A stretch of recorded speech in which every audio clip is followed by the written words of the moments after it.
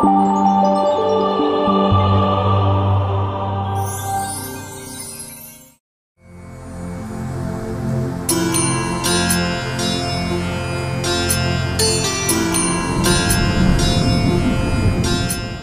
मान्यता के अनुसार चार धाम की यात्रा का बहुत महत्व है।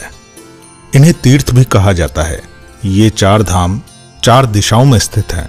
पूर्व में पुरी, दक्षिण में रामेश्वर, पश्चिम में द्वारिका और उत्तर में बद्रीनाथ। अगर चारों धामों की बात करें तो ये चारों धाम देश की चारों दिशाओं में स्थित हैं और इसका सांस्कृतिक लक्ष्य यह है कि इनके दर्शन के बहाने भारत के लोग पूरे भारत का दर्शन कर सकें। आज की इस कड़ी में हम आ पहुंचे हैं ओडिशा राज्य के पुरी शहर में, जहां हिंदू मतावलंबियों के आराध्य भगवान श्री जगन्नाथ जी का विश्व प्रसिद्ध मंदिर है।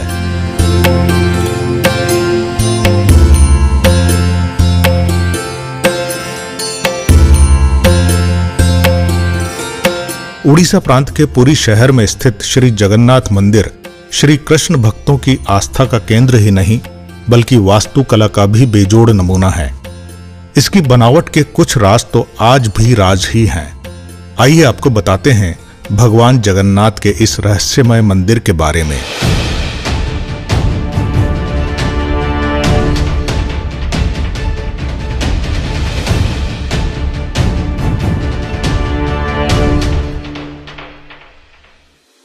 पुराणों में जगन्नाथपुरी को धरती का बैकुंठ भी कहा गया है। ब्रह्म और स्कंद पुराण के अनुसार पुरी में भगवान विष्णु ने पुरुषोत्तम नील माधव के रूप में अवतार लिया था। वह यहाँ सबर जनजाति के परम पूज्य देवता बन गए।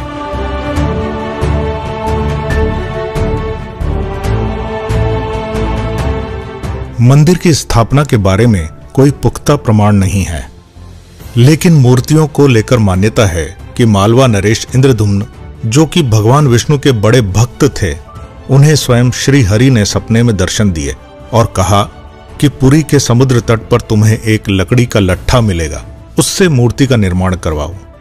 राजा जब तट पर पहुंचे तो उन्हें लकड़ी का लट्ठा मिल गया। अब उनके सामने यह प्रश्न था कि मूर्ति किन से बनवाएं। कहा जाता है कि भगवान विश्वकर्मा जी एक वृद्ध मूर्तिकार के रूप में प्रकट हुए। उन्होंने कहा कि वो 1 महीने के अंदर मूर्तियों का निर्माण कर देंगे, लेकिन इस काम को एक बंद कमरे में अंजाम देंगे।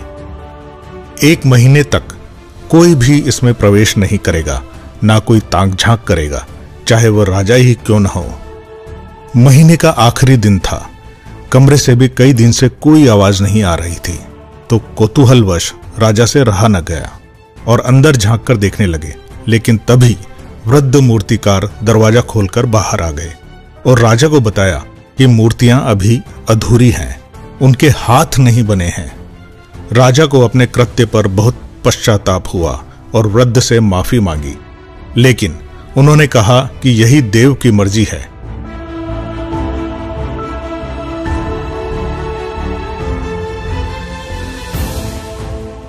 आज भी भगवान जगन्नाथ, बलभद्र एवं सुभद्रा की मूर्तियां उसी अवस्था में हैं और यही कारण है कि जगन्नाथपुरी के मंदिर में कोई पत्थर या फिर अन्य धातु की मूर्ति नहीं, बल्कि पेड़ के तने को इस्तेमाल करके बनाई गई मूर्त की पूजा की जाती है।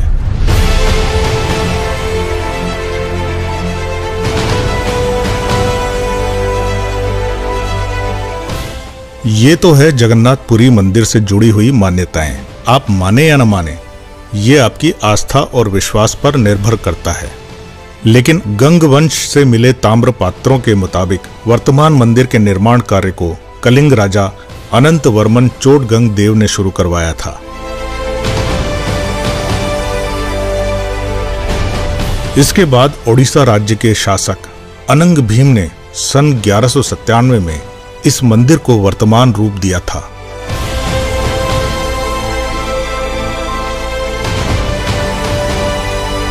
कलिंग शैली से बना 4 लाख वर्ग फुट क्षेत्र में फैला भगवान जगन्नाथ का यह मंदिर स्थापत्य कला और शिल्प कला के आश्चर्य से भरी खूबसूरती की मिसाल है।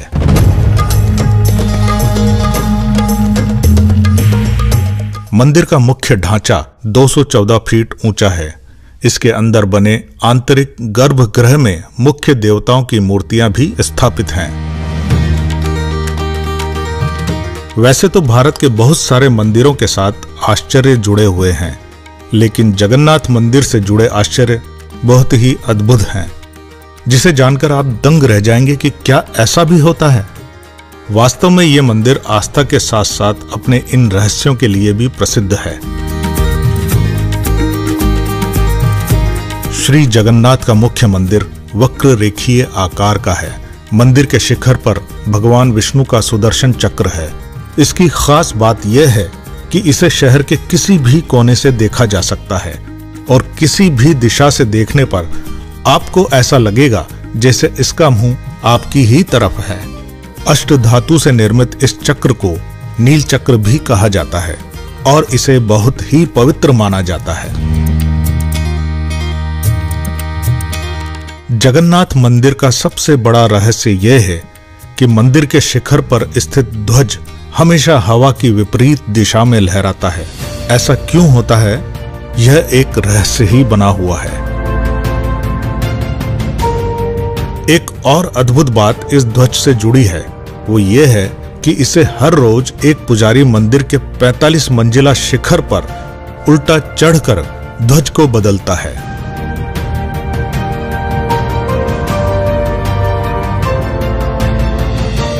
अक्सर समुद्री इलाकों में हवा का रुख दिन के समय समुद्र से धरती की तरफ होता है, जबकि शाम को उसका रुख बदल जाता है। वो धरती से समुद्र की ओर बहने लगती है। लेकिन यहाँ भगवान जगन्नाथ की माया इसे उल्टा कर देती है और दिन में धरती से समुद्र की ओर, वो शाम को समुद्र से धरती की ओर हवा का बहाव होता है।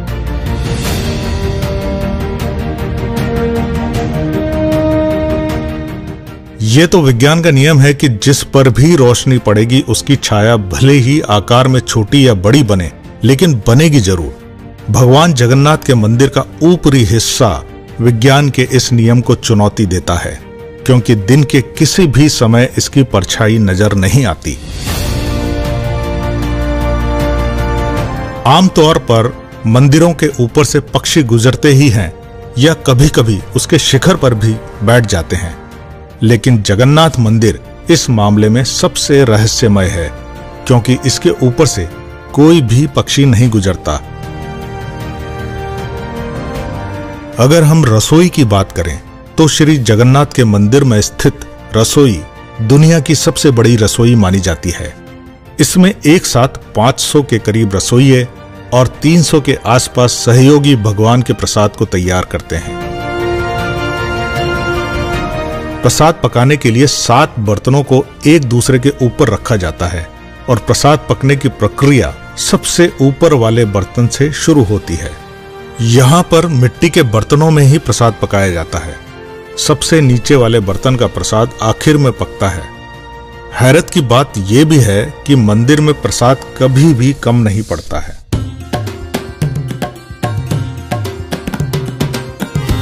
भगवान जगन्नाथ और अन्य प्रतिमाएं नीम की लकड़ी से बनाई जाती हैं।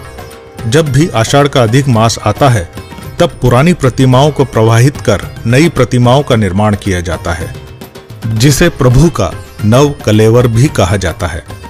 प्रतिमाओं का निर्माण करते समय छोटी छोटी बातों का भी ध्यान रखा जाता है, जैसे भगवान जगन्नाथ का रंग सांवला होता है, इसीलिए नीम के वृक्ष का चुनाव भी उसी रंग का किया जाता है। पेड़ का चुनाव करने के बाद वहां एक छोटा सा हवन कर उस पेड़ को काटा जाता है और फिर बनाई जाती है प्रभु की अलौकिक प्रतिमा।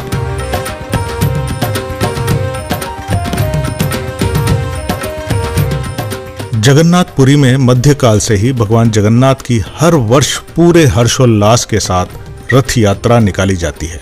इसमें मंदिर के तीनों प्रमुख देवता भगवान जगन्नाथ, बलभद्र और बहन सुभद्रा को अलग अलग रथों में विराजमान किया जाता है।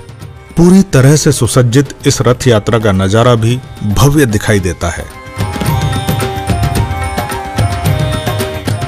इस रथ की रस्सियों को खींचने और छूने मात्र के लिए पूरी दुनिया से श्रद्धालु यहाँ आते हैं, क्योंकि भगवान जगन्नाथ के भक्तों की मान्यता है कि इससे मोक्ष की प्राप्ति होती है। जगन्नाथपुरी में रथ यात्रा की शुरुआत रथ निर्माण से होती है। रथों के लिए लकड़ी का चयन बसंत पंचमी के दिन शुरू होता है और उनका निर्माण अक्षय तृतीया से प्रारंभ होता है। सभी रथ नीम की पवित्र और परिपक्व लकड़ियों से बनाए जाते हैं, जिसे दारू कहते हैं। विश्वकर्मा समुदाय के लोग पीढ़ियों से रथों का निर्माण करते आ रहे हैं।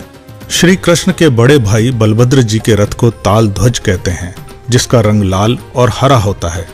14 पहियों व 45 फीट ऊंचा ये रथ लकड़ी के 763 टुकड़ों को जोड़कर बनाया जाता है। बलभद्र जी के बाद दूसरा रथ देवी सुभद्रा का रथ होता है। यह रथ लाल व काले रंग के कपड़ों से सजा होता है। इस रथ की ऊंचाई 44.6 फीट होती है और इसमें लकड़ी के 12 पहिए लगे होते हैं और लकड़ी के 593 टुकड़ों को जोड़कर बनाया जाता है।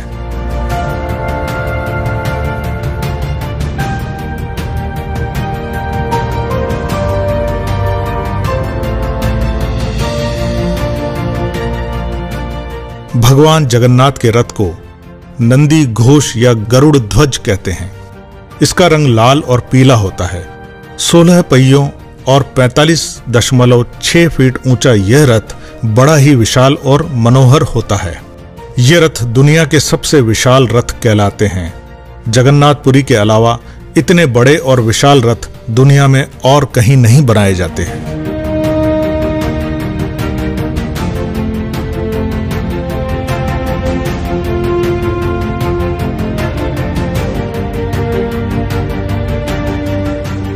आषाढ़ मास की शुक्ल पक्ष द्वितीय तिथि को रथ यात्रा आरंभ होती है।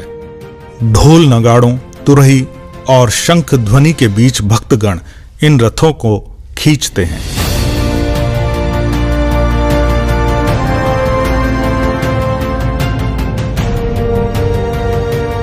पौराणिक मान्यता के अनुसार रथ खींचने वाले को मोक्ष की प्राप्ति होती है।